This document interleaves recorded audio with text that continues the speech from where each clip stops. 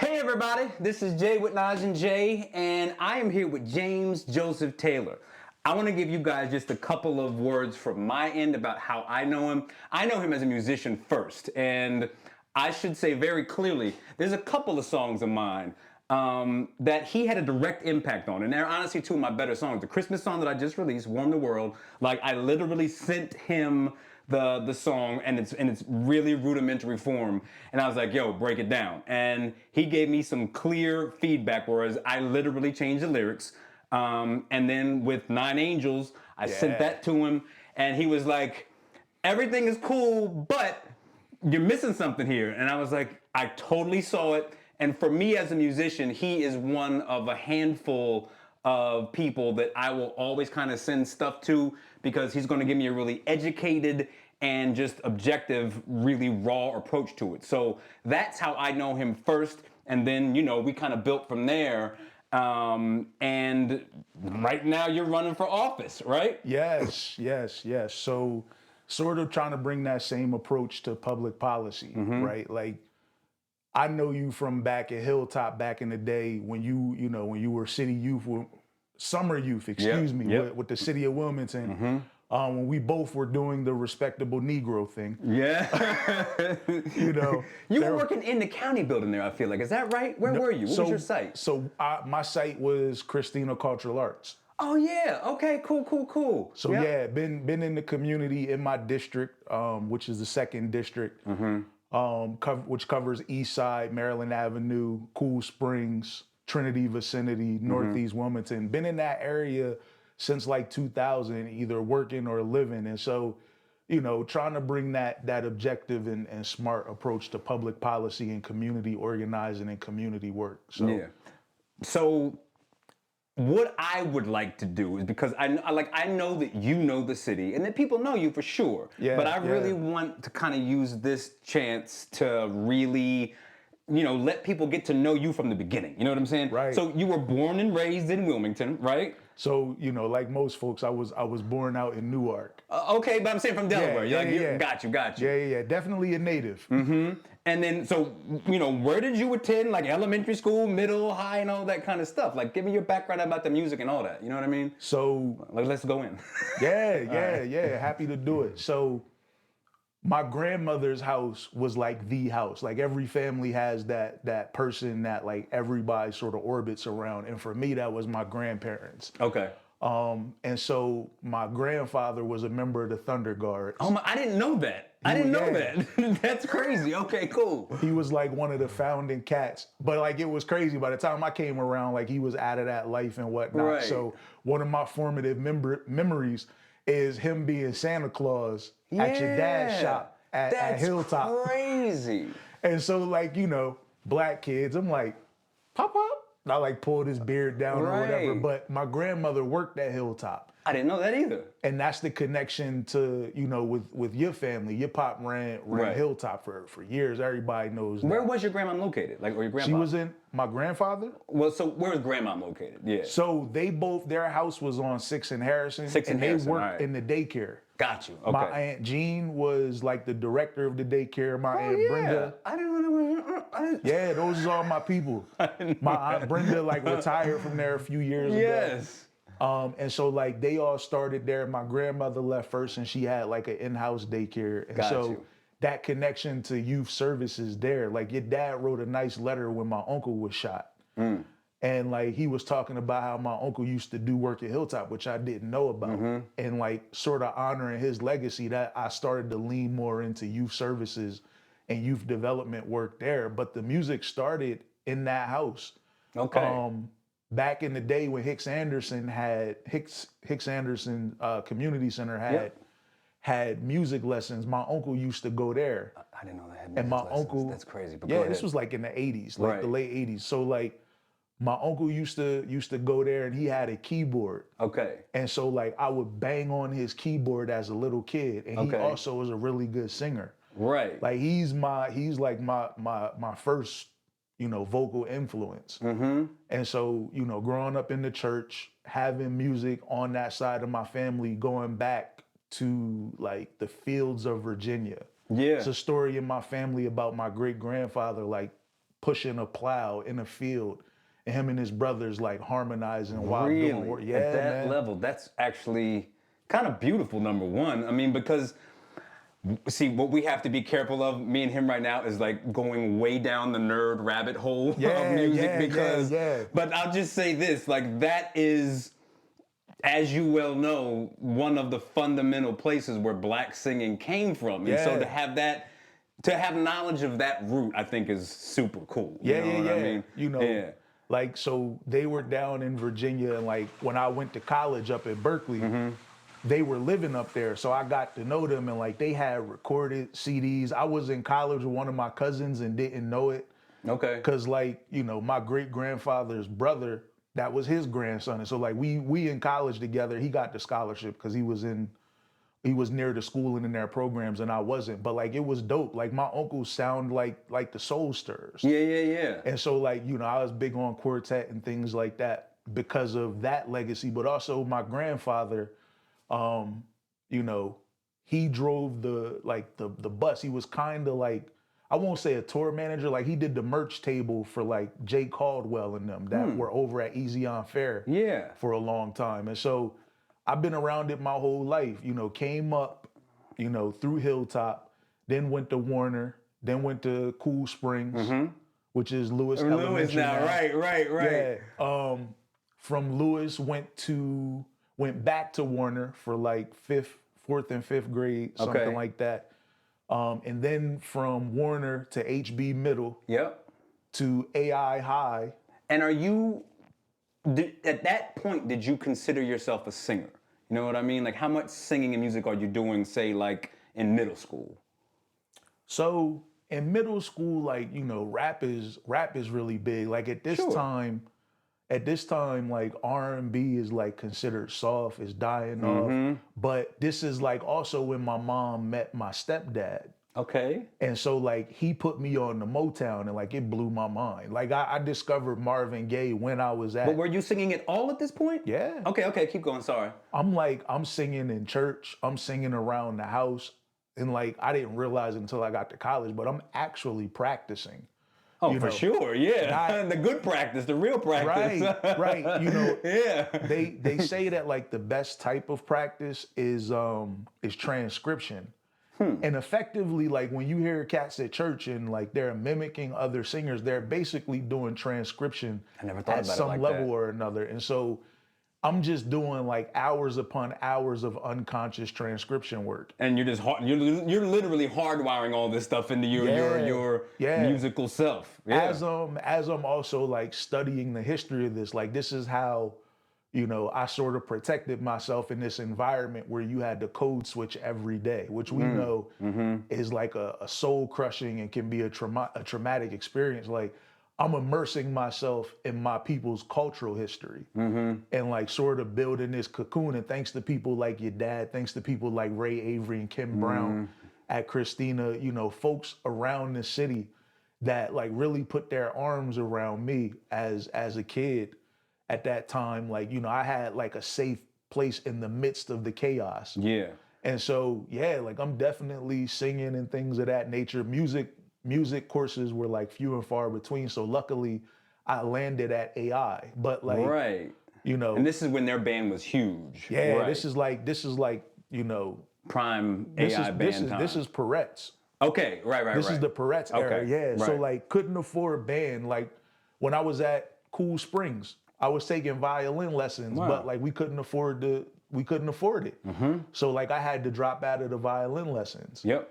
And so, you know, there were no real music classes outside of that. Want to hear something funny? Till I got back to AI. What's up? So my dad, when I was a kid, I wanted to play violin. And long story short, you know my dad, and it's really funny.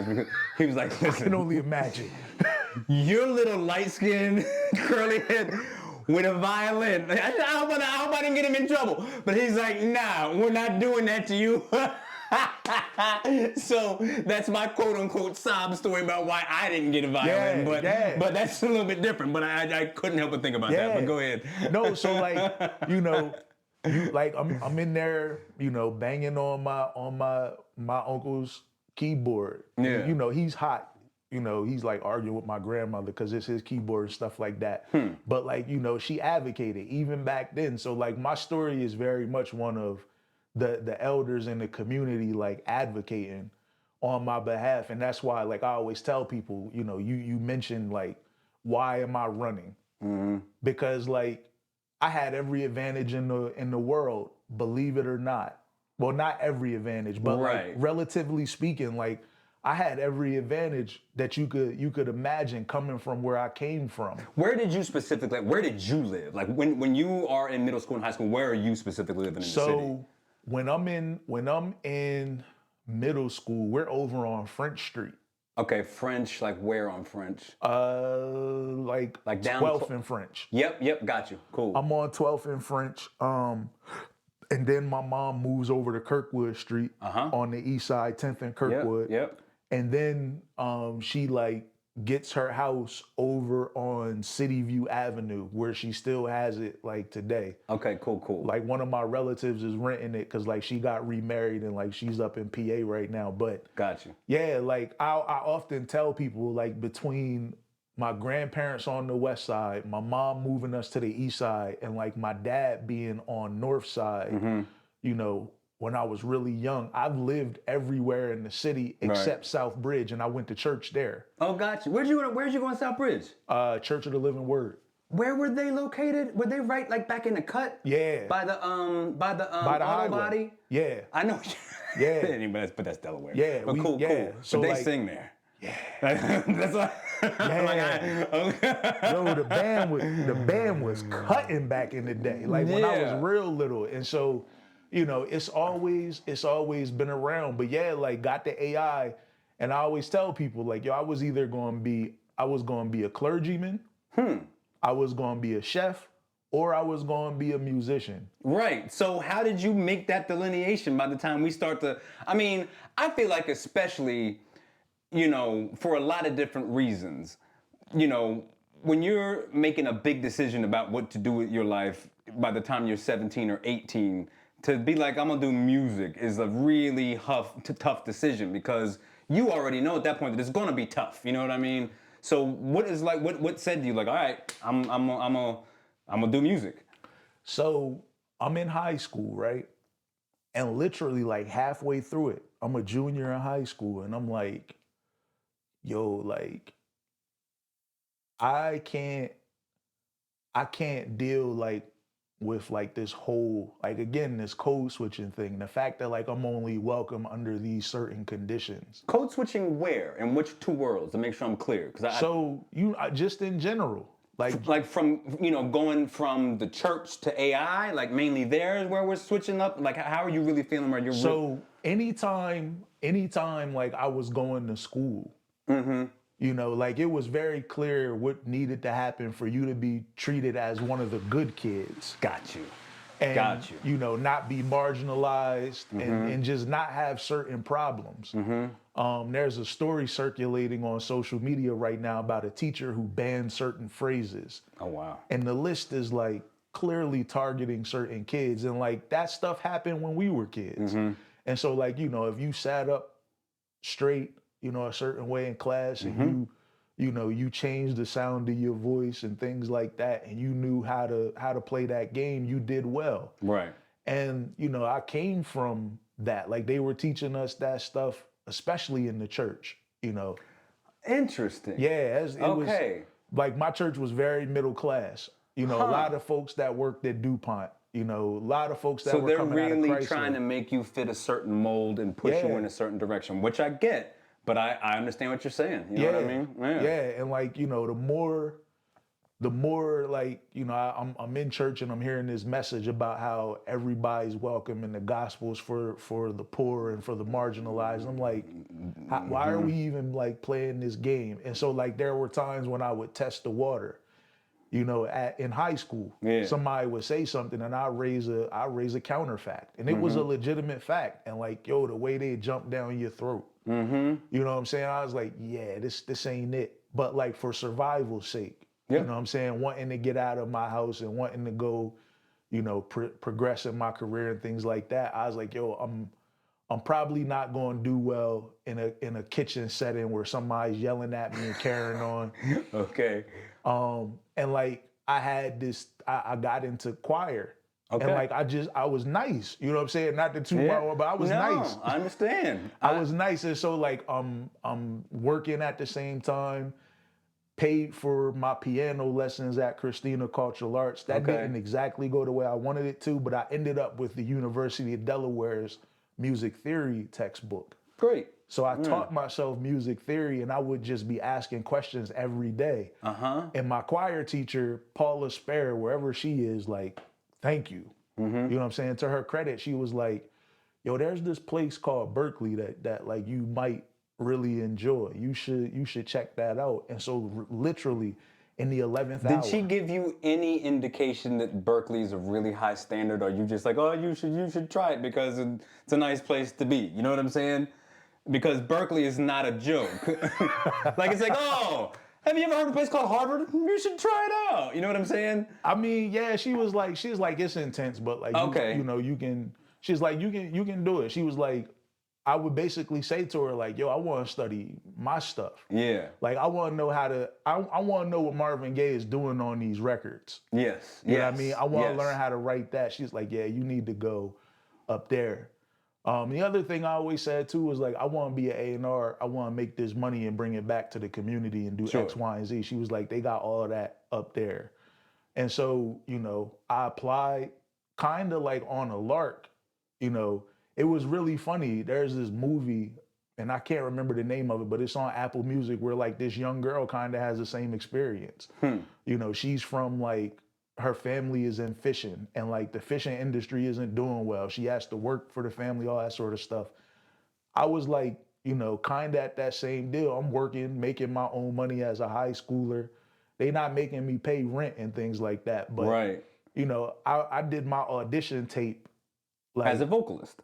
As a vocalist, for sure, but like it was an actual tape, and I like sent that joint up. Yeah, got accepted. You know, kept knocking on the door, asking for money, navigated. Yeah, you know, it was definitely a harrowing experience, like getting through college. But like, I got through. Met a lot of cool people, like Major Johnson. That song, "This Is Why I Love You." Yeah. Okay. He was upperclassman when I was there.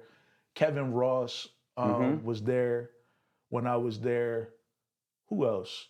I went to school with Philip Bailey's son. Okay, cool. From Earth, Wind, and Fire. Yeah, that's random as hell. Okay. Yeah, Phil's cool people, man. Great guy. Okay.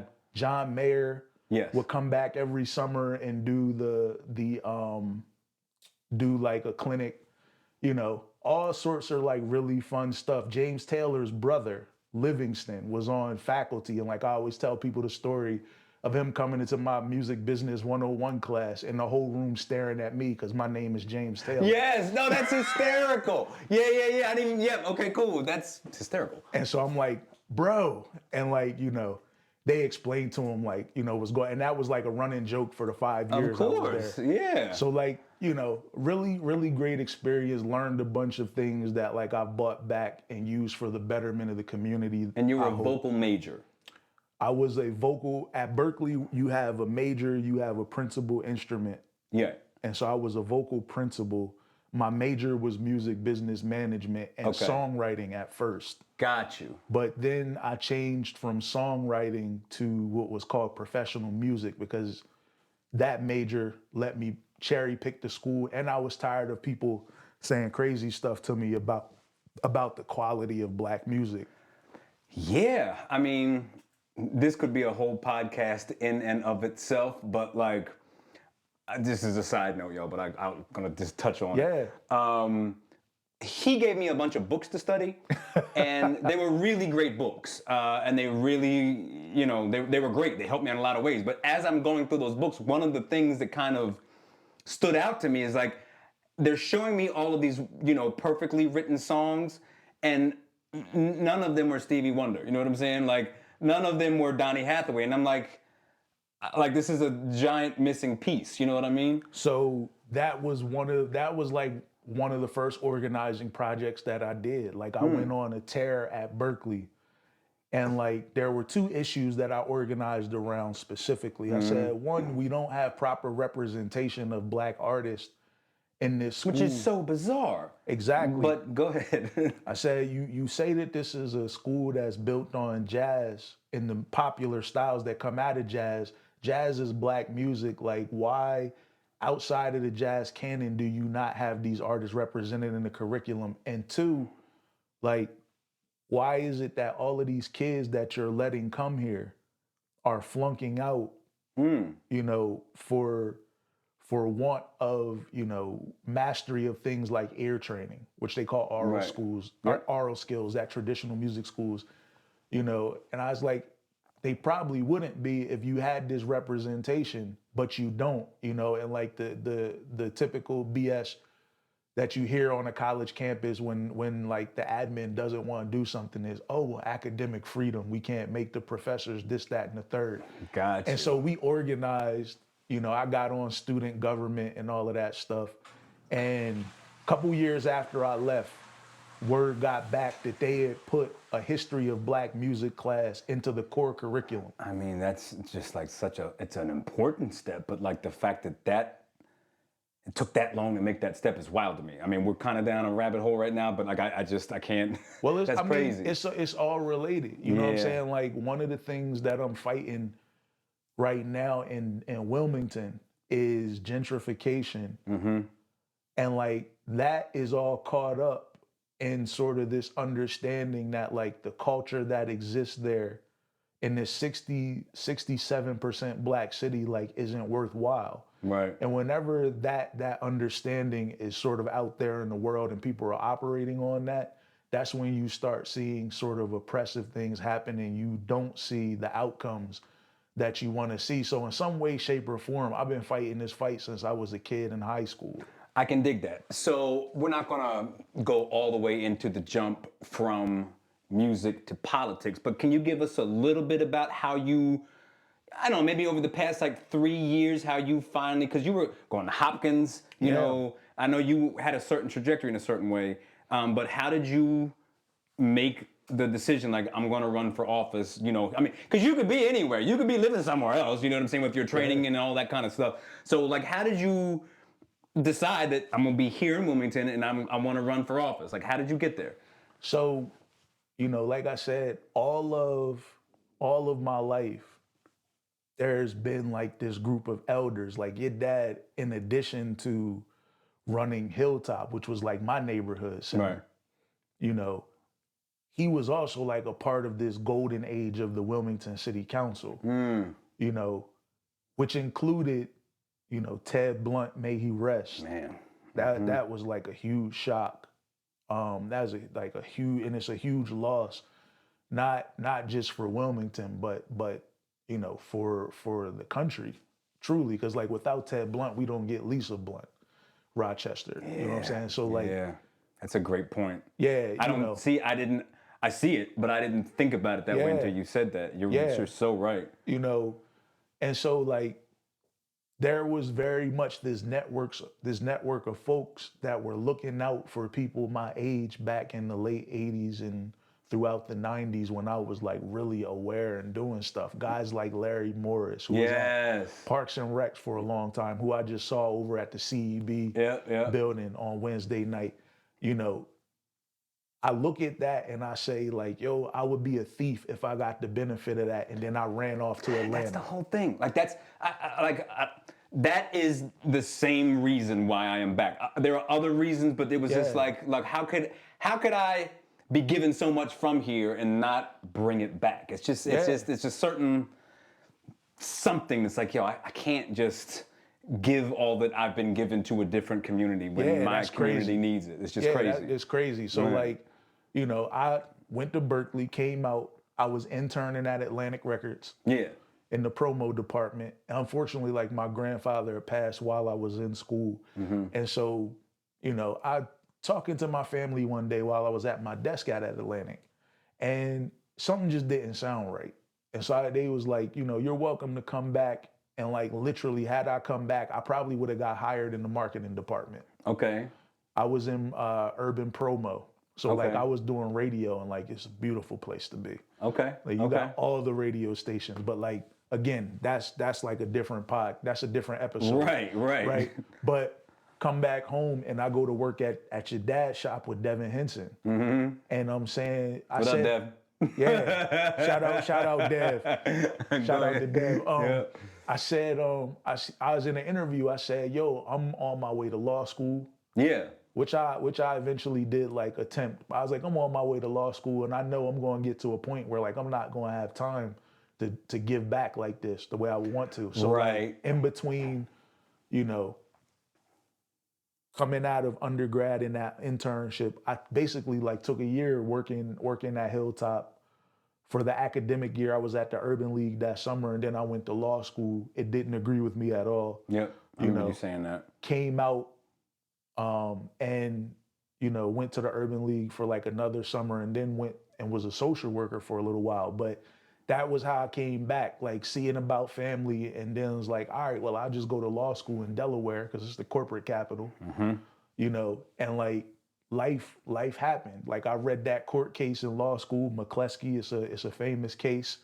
You know, they introduce evidence saying that, you know, it's a fact that if you're a Black person being tried for murder, you're going to get convicted. Like they introduced statistical evidence, and the court was like not touching that with a 10-foot pole. And so like they danced their way around it, and there's this famous dictum in that case where Justice Brennan says, I fear my brother justices fear too much justice.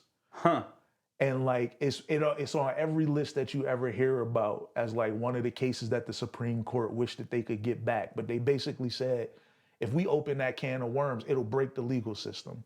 And nobody could give me a good answer as to like what that was when I was at Widener. You know, like I went part-time so that I could have extra time to study during the day, thinking I would game the system.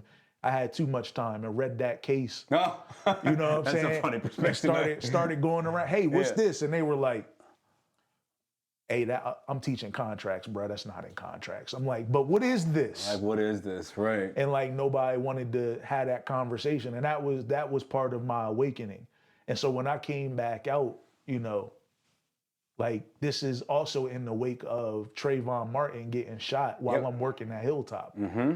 And I'm like, yo, like, is it really the case that if kids learn the code switch and they just stay out of trouble and they do everything that we know is unfair, but that they have to do anyway to stay out of the school to prison pipeline, that they'll be okay? And like, you know, another bit of context, right? This is right after the economic crash, which happened while I was still in college. And so like all these things that we were taught to believe in were just failing all around us. Sure. And so, you know, came out from being a social worker because I saw some weird things there as well. And Eugene had run for mayor and wasn't successful. I think he was off by like 280 something votes. And so Network Delaware gets started. I go and I'm a super volunteer with them. Yep, I remember that. Get recognized as one of their change agents of the year and all that good stuff. And so we're causing and making a lot of good trouble. Right. But like that was when I left and went to Johns Hopkins to do my master's degree, because I'm like, yo, we out here. But the reality is a lot of us don't really know what we're talking about. It's a lot of idealism. You know, we're getting people into things that they're not ready for. You know, to use an ex-girlfriend's phrase, we out here selling dreams. I hear you. I do. And like, I was like, as a member of the community, I can't do that in good faith. So I need to go and like truly become an expert on what I'm talking about, make some more connections, you know, expand my network in that direction. And that's what I did. You know, COVID happened and like I came back again, and then that was George Floyd. Right. So, you know, 2021, I go back to unclaimed property, get a job there. After a while, like I get promoted 2022, some Network Delaware alumni approach me and they're like, yo, you need to consider running for the 2nd district seat. Right. And, you know, I respect my elders. Like I tell people anywhere that the people that were on that, like Stephanie Bolden, who is my opponent. She was on that city council back in the day with your pop. Hero of mine as well. But they was like, yo, like, look at this voting record.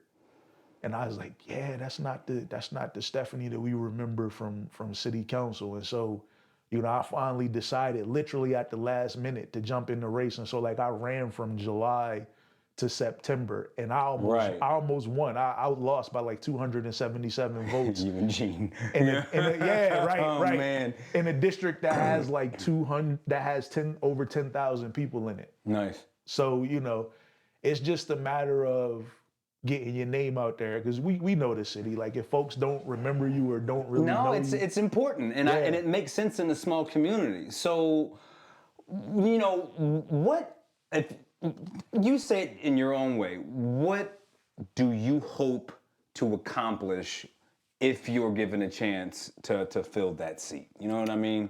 So, I hope to use that seat to shine a light on what is happening politically. Okay. I am the vice president of the 4th Ward for the city Democrats. Okay. Funny enough, I was nominated to be the president of the RD that I'm running for, but they have a rule or a custom. Okay. It's not quite a rule, it's a custom that says that you can't be president of the RD, like, while you're like running for office, or like if you get elected or something like that. So in the interest of moving that meeting along, I stepped down and like didn't have them try to vote me in, because like it was probably going to get locked. But I'm plugged in with the party, and some of the things that I hear are problematic. Okay. And it's not that people are bad people. It's just that like folks are very much fixed in a certain way of thinking, and the folks that are engaged are the ones who are fixed in that way of thinking. And it was very much the case when I was down at Hopkins. You had, because Hopkins is, I went to the School of Advanced International Studies. So now, in addition to like being a trained musician, I'm a trained diplomat as well. Okay. And so you have like the war hawks that are like doing strategy stuff, and like they're trying to figure certain things out. And then you have like the diplomatic side. Yes. Tend to be the liberals. And they're like, oh yeah, we have to save democracy. Neoliberalism is still good. And I'm like, yo, I come from these communities. Right. The guys that had union jobs at Chrysler, the folks that were being oppressed by the Clinton crime bill and things of this nature. Neoliberalism never worked for us, but y'all are still trying to sell it. And then you don't see why young black people are saying, I was doing better under Trump. And older black folks are like, I don't want to vote. I don't want to be bothered, and like everyone's wringing their hands and upset at people that have been the victim of really just piss poor politics. So give me some things that you want to do, because I feel like that is like, I think everyone is looking for something that is like, a clear need met. You know what I'm saying? Yeah. So the clear need met is funneling money that's being wasted in our budget back down to the district. Geographically, it's the largest district anywhere. I'm out knocking doors almost 2 years ago in the summertime. It's kids playing outside in heat that they would have declared a state of emergency for when I was younger. I'm out in the county, and these kids don't have like a swimming pool that they can get to. Okay, so we're talking swimming pools, what kind of stuff? Keep going. They're about to open a community center over at the CEB. The folks that run the CEB are about to open a community center over on Clifford Brown Walk. That's going to need funding. There are people that are doing great things in the city. They need funding, and they also need to be able to hire grant writers to get them access to money that's not going to be a strain on the state's budget. And so these are things that we need to address, because like if we can get kids into those programs, then kids aren't out in the street. We don't have to talk about, frankly, racist things like stop and frisk if we have the same level of programming that we had. Like, talk to me more about that. I think I'm following you, but like go into it so people really get it. You know what I mean? Hilltop was a safe haven program. For sure. And so like if you're in that space, you're not having outside. You're literally. It's that simple. Right. You know, and like I remember like one of the things that Devin said to me, because I was heavy into the respectability politics. Mm-hmm. You know what I'm saying? I had like this Saul on the road to Damascus moment. You know, one of the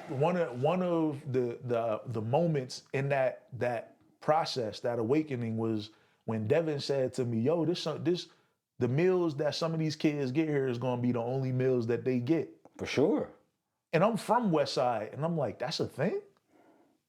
And he's like, "Yeah." Mm-hmm. And so like, you know, it's that kind of thing. These things are necessary. And like, you know, when I'm at community meetings and they're like, kids are trying door handles, I'm like, yeah, I guess they are. Like, they can't go to Hilltop. Y'all rip down the Jackson Street Boys Club. Right.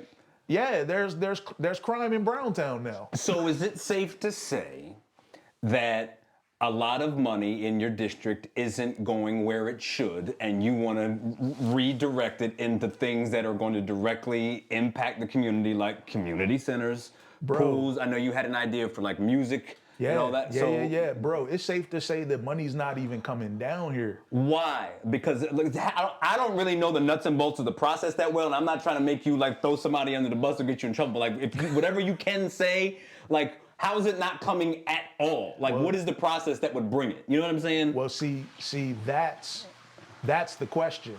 No, I got you. That's like, where question. is it? Like, literally, where is it? And it needs to, so, because I think most people don't really understand the nuts and bolts. You know what I'm saying? Yeah. So, like, a district, you know, depending upon the money that's allocated to a district is probably based upon income and the amount of people. Those are the main factors? No? Okay, talk to me then. You would think, right? Okay. And these are the things that we need to address. Like, how are we going ahead and like allocating this money? What is it based on? And like, frankly, at this point, it's just politics. And so that's why I start by saying we need to look at bad politics and what that is causing to be the case. Mm-hmm. Because if we don't, people don't get involved. Yes. And like, if you really want to see the politics in a state like Delaware change, excuse me, air bubble. You good? You know, you gotta go out, you gotta go up to Vanderbilt Ave and get the brothers that's standing on the corner and say, look, you know, get registered, go ahead and vote, because you're not going to get an extra representative in the Delaware House. It's going to be me, it's going to be Stephanie or somebody else. You're not going to get another senator. It's going to be Darius. But I promise to God that whoever is running for governor, lieutenant governor, they're going to be coming to talk to you if your name is on that roll and it shows that you voted in the last 2 elections. And that's the thing right now. Like, we have to command the power that we should be commanding, considering how much geographic space we have. There are a bunch of people in there.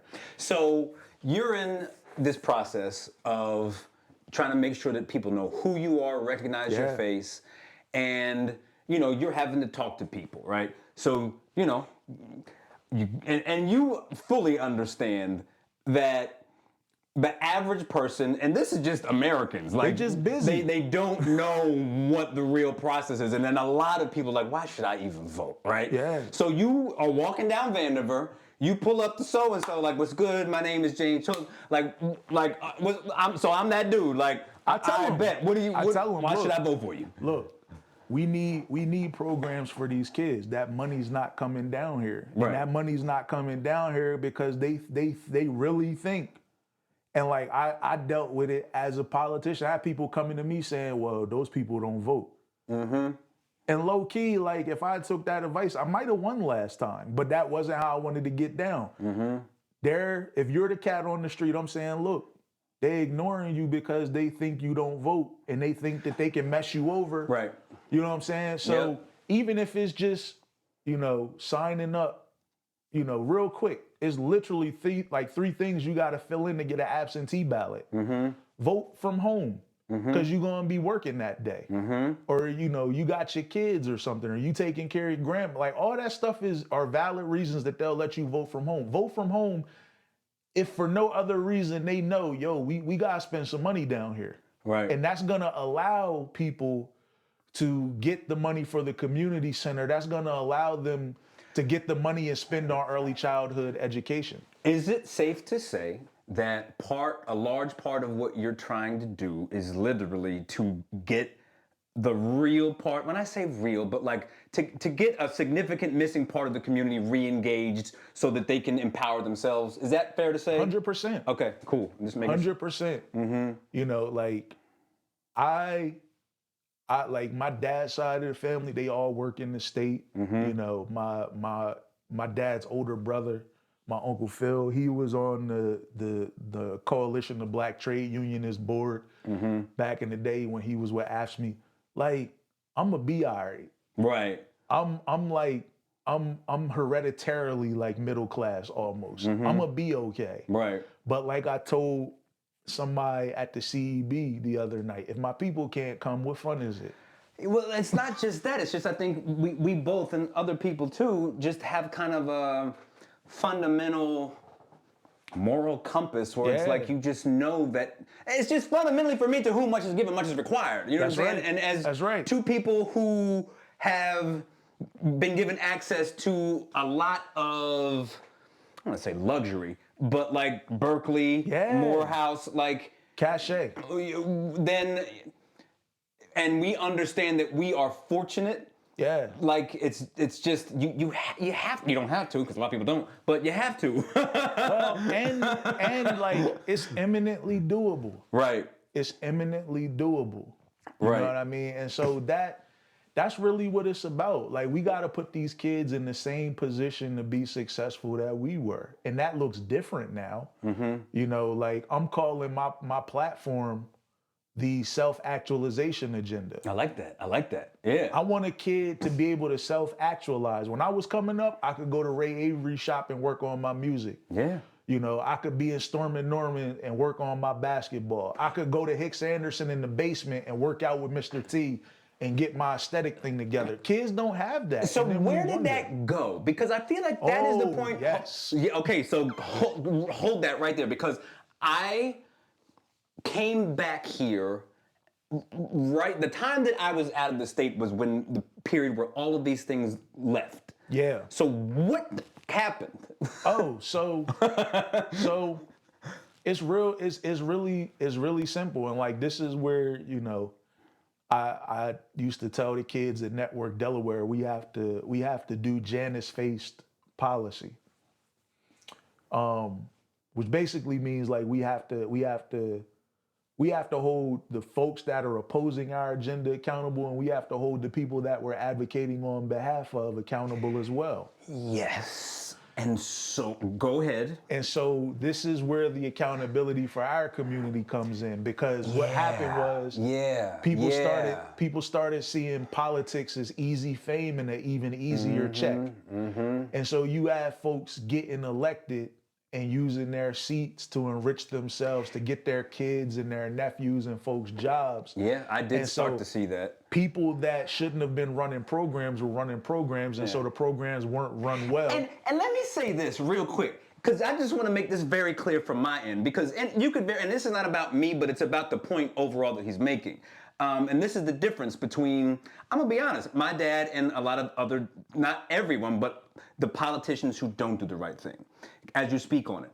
I need y'all to understand that in as much as I'm a privileged person, because my dad worked 3 jobs all of his life to send me to Tower Hill, when I'm telling you, my dad refused to, I was like, Dad, can I please work at Hilltop as a counselor?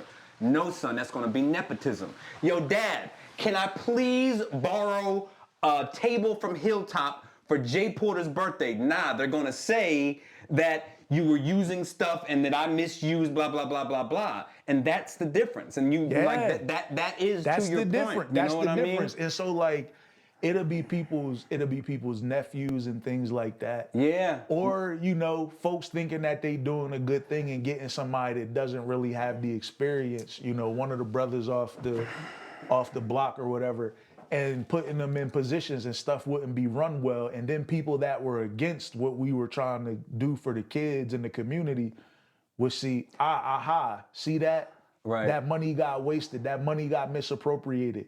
This is why we need not have this stuff, and the stuff went. That's how we ended up with the current mayor being able to come in and say explicitly, "Oh, the social service approach to governance isn't working in Wilmington," and people jumped on that.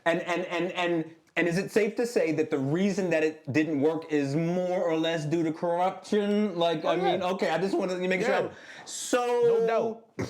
And so, like, what I say, and I said this to a guy I knocked on the door over in Cool Springs over on Broome Street, and I told him, I said, look, I'll level with you.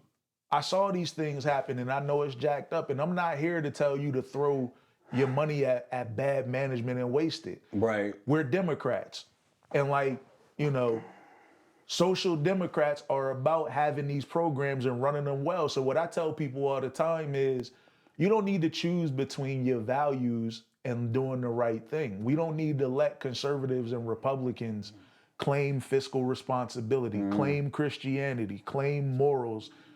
We just need to enact and live out our beliefs in a way that, is commensurate with the things we say, and make sure that it's above board and level. So I'm like, look, I want to run the program, but I'm gonna make sure that it's running right. We gonna cut the fat.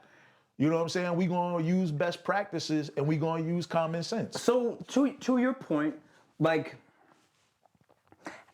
it's got to be a hard thing to do. Maybe not as hard as I'm thinking it is, but like, how do you re-engage these people? You know what I'm saying? Like, how do you get them to? Because there's got to be a reasonable amount of people who are like, yo, I already have been screwed by so and so. Like, I know that person is shady.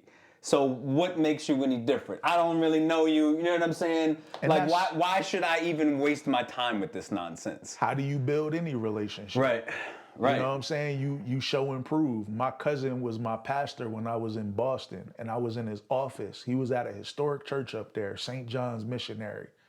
And he said, yo, pastor in this church, because they had been through it a lot. He said, pastor in this church is like dating a woman that used to be abused. Yeah, you got a long way to build that and back like, up. It's the same thing working in this community. Like one of the things that I did last time out was I used my own money. Like I just took like 10 grand and I was like, I'm not taking money from anybody that thinks that they gonna own me later.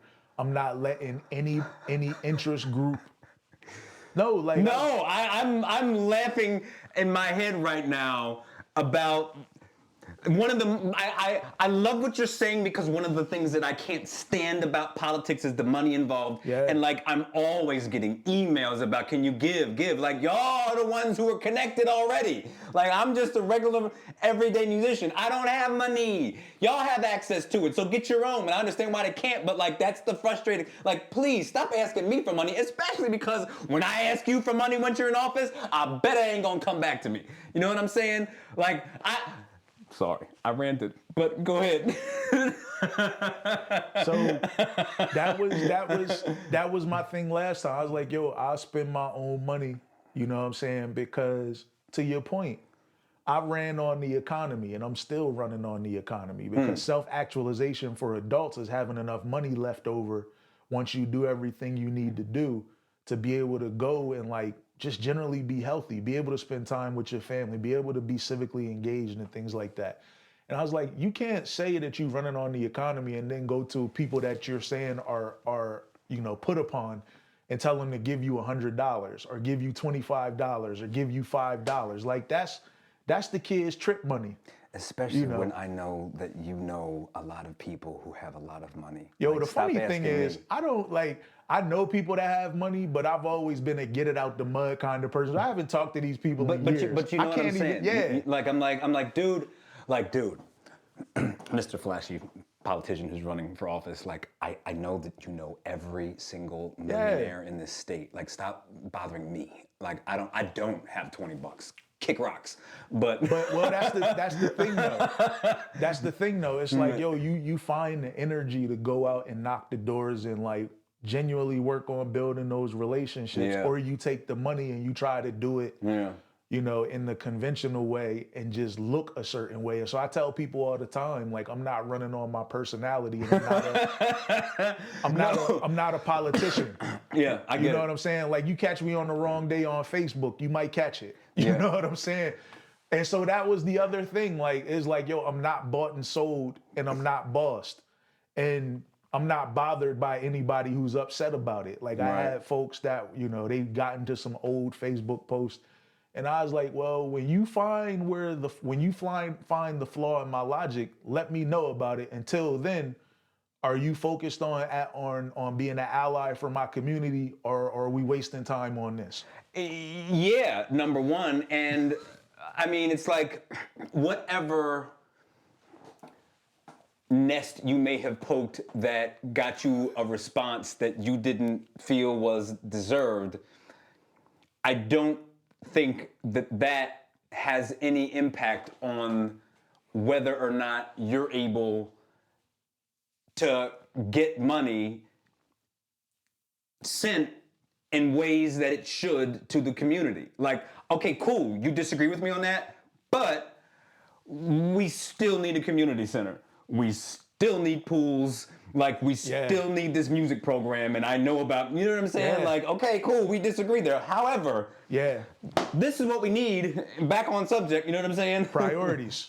Priorities. You know what I mean? And so that's like, you know, to answer your question, you go out, you knock the doors. Like, I'm spending out of my own money. Like, I'm spending like $500 to $1,000 a month on campaigning, be it like an event. Like, this one went awry, but I had somebody put together 80 hot lunches. Okay. Yeah. That last weekend when I was COVIDed up? Yeah. So 80 hot lunches. I was supposed to go to Sacred Heart, but, like, you know, that went awry. So I ended up dropping 50 of them down at the Mission.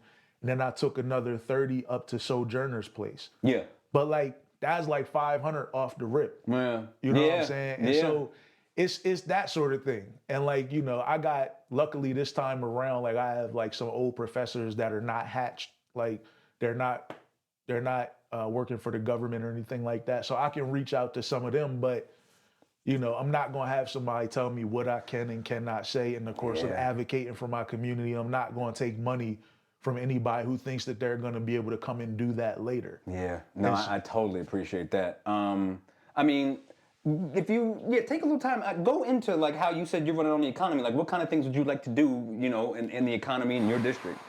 So so my graduate program, they're heavy in economics, right? Okay, cool. And so, like, they're also heavy on grand politics, like world politics. Okay. So, you know, in addition to knowing about things like Palestine, you know, and, like, being able to parse those issues, I'm able to look at things like the state budget. Like, I work in unclaimed property.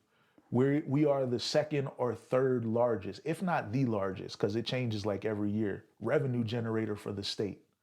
And so, like, really? Yeah. That's mind-blowing. Yeah. What goes into the general fund, what comes out of the general fund, whether or not we need to be spending that money, whether or not it's a good way to spend money. And so I look at that stuff and I go, like, first we need to look at our expenditures. Two, we need to look at how we're doing business at the executive level and codify some of the management changes that we need to see. But before any of those things, we need to look at, like, you know, what we're allowing to happen. Bacini Pollen should not own as much property as they own in central Wilmington. It's a monopoly. It's a monopoly. And when we have a housing crisis, it doesn't make sense to give one player that much ability to set prices and to direct, what development is going to look like. It just doesn't make any sense. I'm looking at healthcare. I recently learned from a friend of mine who's like, he's leaving his position with the state, but he's in quality assurance. Okay. And like he was giving me some background about how Christiana Care is so strong that they stopped the Johns Hopkins system from coming up. And I believe it was the William Penn system that they stopped from coming down. So we could have had like 3 systems that were competing for healthcare dollars, but it's only Christiana Care. And so another monopoly situation. Another monopoly. And so like this idea of us having monopolies in critical sectors is crazy right now. I feel like there's something, and I don't know, well, maybe I should know what it is, but like there's this thing in Delaware specifically, and I don't really, like almost going back to like, Carper? the DuPonts, like where it's just like we have some weird psychological state of mind where it's like we need to have one sort of king who dictates everything, and that's the person we rely on. And like when DuPont, then it's MBNA, and it's like MBNA just is the one hand that feeds everything, and it's like we constantly get in this situation where there's like one thing that manages everything, and that's not really how it should work, right? Well, we don't have natural industry, and so what happens is you get somebody like a DuPont, and they come and they have prime mover advantage. They were the first one here, and they have so much power. Now they've got their hand on, the back of government's neck, and they're just steering it whichever way they want it to go. Yeah. And so like those are the issues that I'm looking at. I'm still looking at the consumer protection things that like I was talking about in my last campaign. Okay. Case in point, why should it be the case that a company, your landlord, can take depreciation on every appliance in your apartment, but still raise your rent? An interesting thought that I'm having now, and that I had earlier in the conversation, and this is my opinion, feel like there's this giant gap that there's this weird division, not weird, but there's a clear division right now between, not conservatives, but like, there's an opportunity to bring these hard right and hard left people together, like the people who are just the common person, just the common middle class, hardworking person who isn't concerned about anything more than just being able to make more money, to have affordable housing and have decent health care. And it's like the issues that you're talking about and are hoping to solve are the same issues that a lot of Trump supporters want solved in a different way, but somehow we have this common desire, and we understand that there's a common enemy of money and monopoly controlling the common person, and the common person wants to take their power, but there's this division where it's like, because you are Muslim, now I can't support you because I'm Christian. And it's like, no, stop thinking about that. Stop, don't let that, like, I know that you, but like, no. Remember, everybody focus on, I need you guys to focus on housing. All we're trying to do is get rent down. Stop bringing the extra stuff in. And if we can bridge that gap, it would be a very different political landscape. You understand what I'm saying? No, 100%. And like, this is why like a friend of mine, Rachel Gregoire, she's with the Working Families Party. Nationally though, like she has a real cool job. She's the culture, like the arts and culture like organizer. So like she spends her time doing things like trying to get Cardi B to go and give public testimony. Yeah. So like I talk to her a lot, and like one of the things we talk a lot about is how like if you're a person of color in these spaces, people get real upset with you when you insist upon moral consistency. You know what I mean? And so like as somebody, I'm like a scholar of religion. Like I said, I was going to go to seminary at one point in Right. time. And so,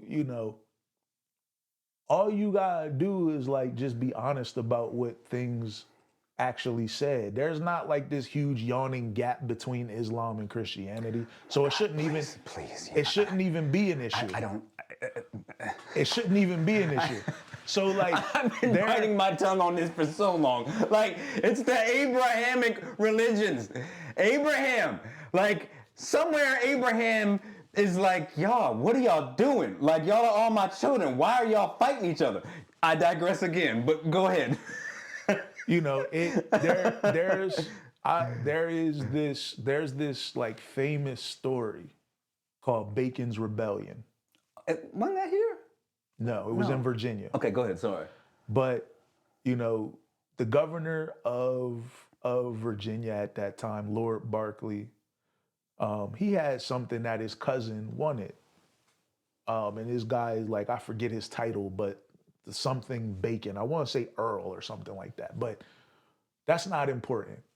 Bacon couldn't get what he wanted from Governor Barkley, so he went to the white folks and he went to the black folks and the Indians. He got them all together. And he's a whole problem. And they caused like a whole issue to the point that the governor just relented.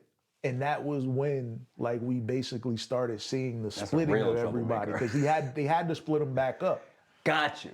And like we've been there ever since. And so like you're absolutely right. When I go out to the county and I'm talking to these folks, I'm like, look, you know what I'm saying? Y'all are good people. Same thing I told the guy on Broome Street. You're a good person. You're not if you'll excuse my language, I don't want to. Man, you know how I talk. Right. Like listen. I know you're not an asshole. Like the guy was telling, he said, yo, I'm on the board for Padua. You know what I'm saying? We do stuff. I'm like, I know. You just don't want your money wasted. And I said, frankly, now that I'm out here making my own money, I don't want my money wasted either. Right. But I come from a background where if it weren't programs, I wouldn't be able to make any money. So who am I to say I'm not going to put back in? And so like we all understand that, but like we're not wrong to say that we want these things run well.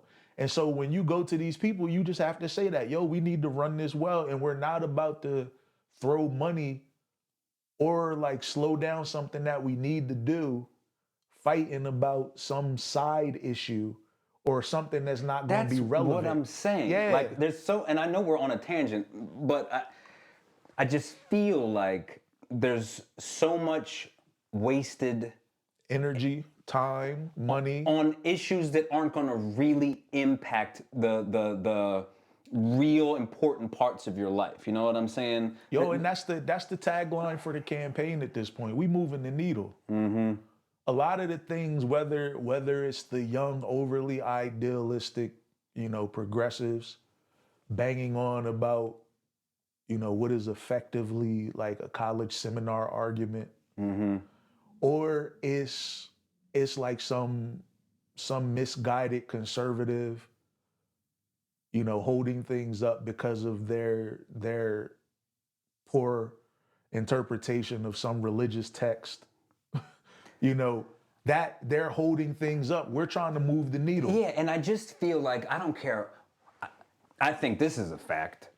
Like, on both sides of the political aisle, I don't care from the all the way across, the majority of politicians are doing, their concern is staying in office. Yeah. I just want to make sure I get reelected. And I want to make sure that whoever gave me the money before gives the money to me again, and that I can get more money, because that's how you win. Jay, and I'm saying it on your show right here. Because I'm 36 right now. Mm-hmm. You know what I'm saying? Like, my dad is harassing me about grandkids. Listen, I fought the good fight till I was 38, brother, so keep fighting. You know what I'm saying? But go ahead. You know what I'm saying? My dad is plucking my nerves. Mm-hmm. And frankly, like, we need term limits. So I'm term limited myself. I'm saying it right here, 3 and out. Yo. 3 and out. You get 3 terms, that's 6 years. Listen, Five max. Five max. I'm not going to be the, like, it's the same thing. I was thinking, so I work as a youth advocate, right? Yeah. And I had a funny thought that ties into all this, and it's almost like the same thing as like, why do you want You age out. You don't understand them kids. No, not just that. I was like, you know what?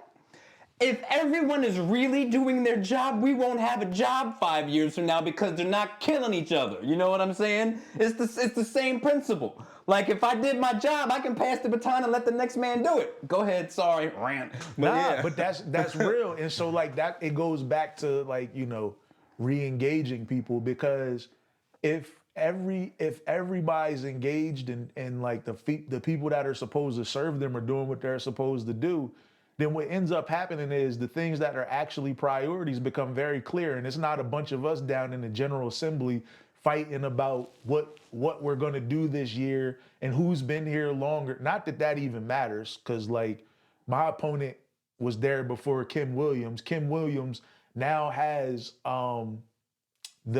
she's running the Joint Finance Committee. So like, you know, you look at that and you look at the fact that Carrie Harris like got elected and became a whip that same year. Like seniority's out the window. Like no one even cares about seniority. So like, you know, these sort of internal fights about agenda setting don't happen. We don't waste time log rolling because we're listening to the people. And that's what it needs to be about. Listen to the people, solve their problems, and then get out of Dodge. I will happily go sit on somebody's faculty. Like I want to do my PhD anyway, but like I can't in good faith be at Harvard Kennedy while I know the babies is down here struggling because I took the goods and ran. I can't do it. Listen to the people and solve the problems. That's not partisan at all. That's what every common person wants to happen. Listen to what I'm telling you that I need and do your best to give it to me. I don't care if you worship Buddha. I don't care if you worship anything. Just I need a job and affordable housing. Anyone can do that, please? Anyone? I need groceries to not be 225. I just went grocery shopping this morning. And like, granted, I got, you know, a few extra things, but I was like, yo, this is absurd. It's just me. Mind you, like, this is the stuff that like I'm eating, just, you know, to try to be, this is like, that's for the week. Yeah. If I did that every week like I normally do, it would be like over $1,000. Yeah. And how can you duck childhood obesity when all you can afford is nonsense? Like people don't know. I just got my blood work done. And like I've been eating a bunch of ramen noodles just because like scheduling. My cholesterol shot through the roof because there's like actual like grease in ramen noodles. Yeah. But most people don't know. And the salt, but yeah. Yeah, and so like if all you can afford is to go to the corner store, rack up on ramen noodles and feed your kids that and cold cuts, of course we got childhood obesity. Yep. And I don't know why this is sticking in my brain still, but like same thing in the trailer park. Like yes, like they have an equal problem with finding, you know, being able to get healthy food. It's just as hard. So that's another tie-in to the economics policy, right? I look at the brown bag, and granted, they still got like a bunch of junk food in there, but they also have the counter where they got like fresh fruit. They got fruit salad bar. We need to be incentivizing stuff like that. We need to give them a tax break that'll allow them to expand that. If not, you know, find a FDA grant or something like that, or an ag grant that'll allow them to expand and allow other corner stores to do that. I saw what they have in Italy when I was living over there for the first year of my grad program. Their corner stores are groceries. Yeah. They have fresh meat, they have fresh vegetables, they have fresh everything. In addition, it's affordable in addition to what's packaged, and none of it's really processed because that's not allowed over there. We can't control the processed part, but we can do things to mitigate the fact that like our kids and our elders are living in food deserts.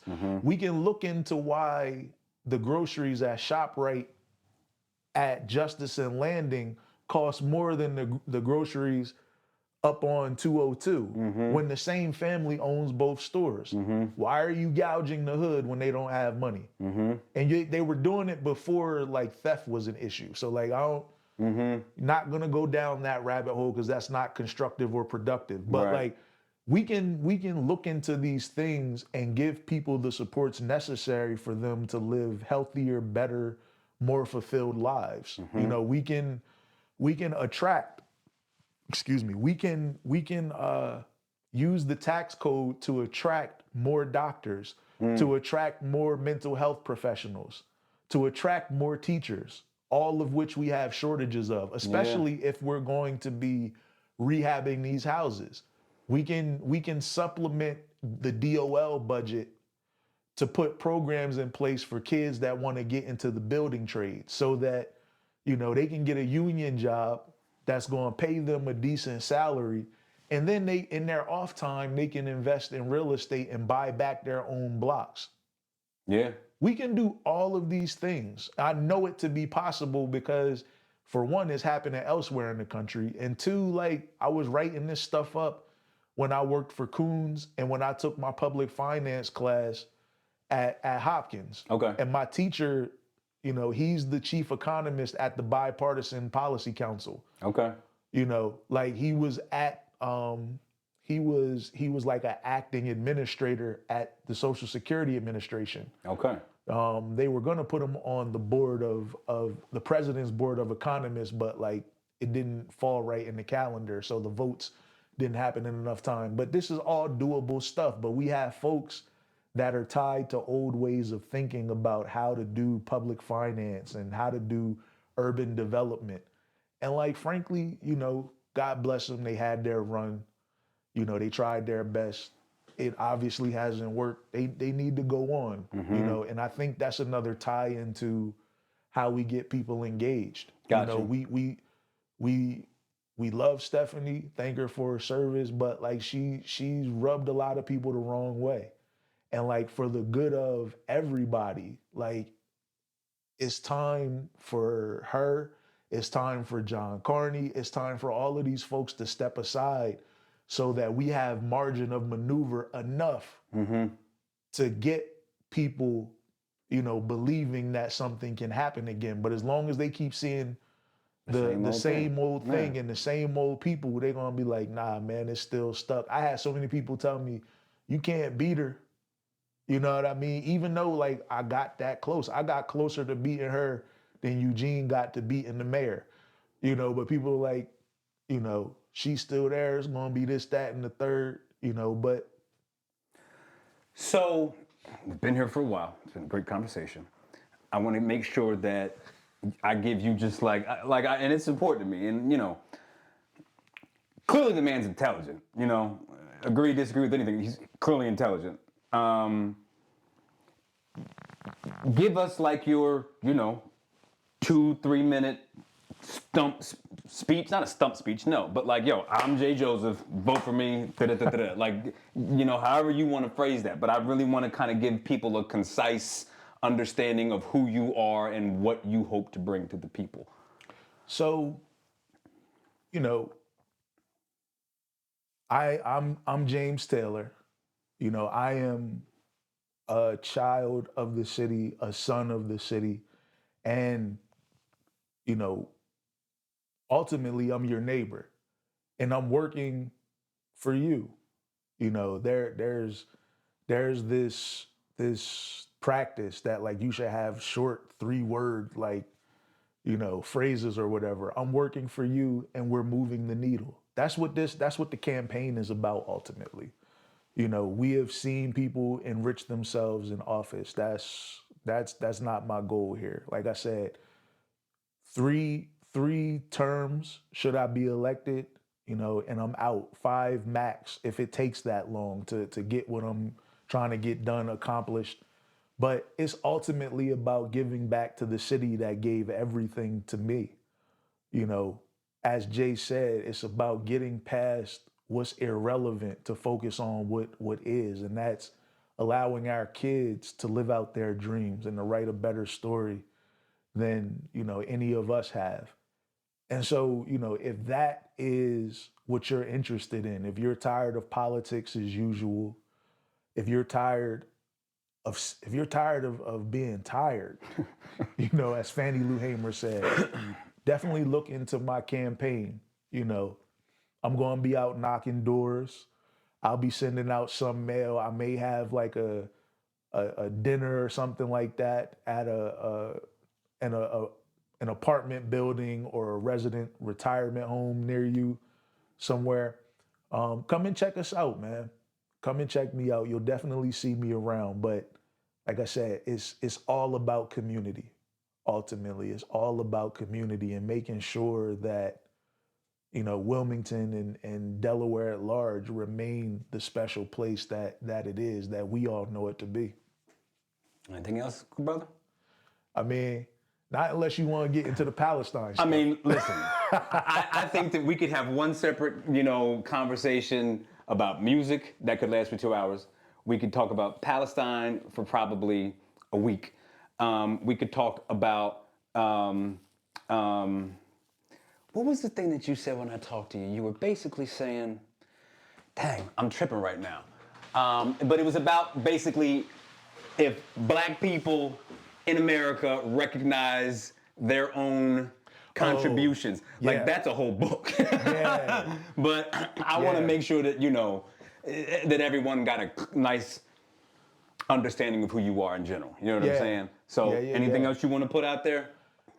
I mean, I'm a public servant in the pure sense of the word, whether I'm like at my state job or not. If you see me and you need something, I can help you. Please don't come up and panhandle me. Like it'll be bad for everybody involved. But if something's going on and like I can be of service or I can direct you to some resources, come and find me. Like that's literally what I've been doing since I've gotten out of college, while I was in college even. So that's ultimately what I'm trying to get to. Politics and like being down in Dover is just getting myself more leverage to do exactly that. But if I can help you while I'm on my way, all the better. So like, please don't be a stranger. Don't hesitate. Reach out, especially if like, you're a kid trying to make your way. I got all the time in the world. Come and find me. James Taylor, you've got a friend.